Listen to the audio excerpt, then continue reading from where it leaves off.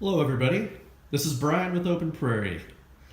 Today, I'm going to talk about some basic improvements that you can make to your CZ Scorpion to enhance functionality, reliability potentially, although I haven't really noticed any reliability issues, and just overall enjoyment of your CZ Scorpion. First of all, this gun is a legally registered SBR. That's why you'll notice the SBR kit installed, the stock. I do have a vertical foregrip. All the 922R compliant parts are installed in this gun. Yes, firearm is safe and unloaded. But to start out, some of the basic changes that I made just to improve the firearm or to switch it over to an SBR platform. The 922R kit from CZ. One of the weak spots with that was with the disconnector. I've heard of a couple guys having issues with disconnectors that come with the 922R kit. It was kind of thin and cheap and flimsy looking. I swapped that out with a disconnector from the CZ Custom Shop. It wasn't cheap, it was about $70, but it's meaty. It's a big beefy disconnector, about twice as thick as the stock variant. Slides in easily, it's easy to replace, and you're never going to have any problems with that. But that kit was pretty easy to install, maybe 15-20 minutes. There's a lot of good videos out there for switching your gun over to a legal SBR platform with that kit from CZ. Second thing that I addressed, probably one of the biggest faults, was the trigger. The factory triggers on the Scorpions, if you have one or have shot one, you'll know that it's a 10-pound ordeal, or right close to it. At least this one was.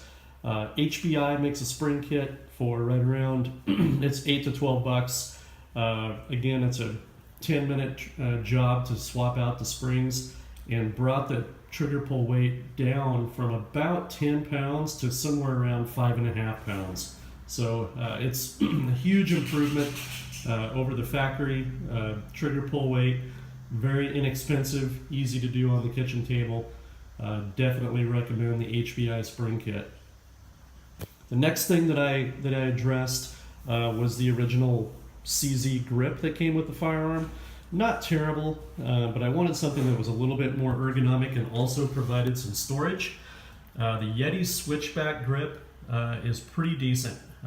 There were some high spots and rough edges along the side of the gun, or the side of the grip on the back strap, and also along the front side.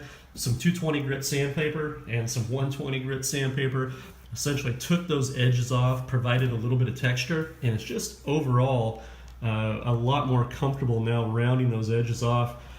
So apologize, I got you out of frame a bit, but a lot more comfortable if you have a human hand and not a 3D printed robot hand.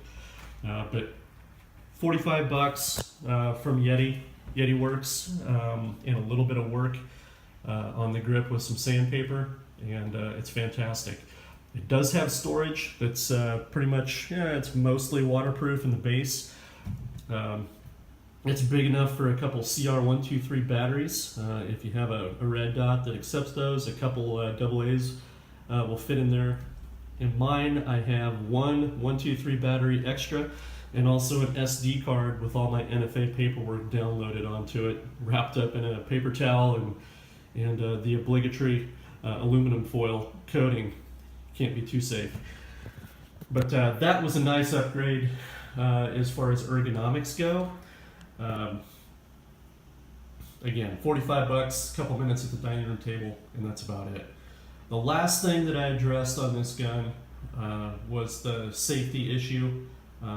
No, I did not buy a safety delete or a $20 aftermarket safety button for this gun. I think that's pretty much ridiculous if you own a Dremel tool or have 15 minutes and some sandpaper available. It's not the most beautiful thing in the world, but it's extremely functional, and it cost me $0. I just radiused off the outside of the safety switch where it would come down and rub on my index finger, and voila, it's done. I used the factory original, I spent nothing on it, and I don't know why anybody would purchase a plastic button for $20, but that's your money. Anyway, those are some of the improvements that I made. One extra thing that I failed to mention, I did polish the feed ramp on this gun. It was a little janky looking.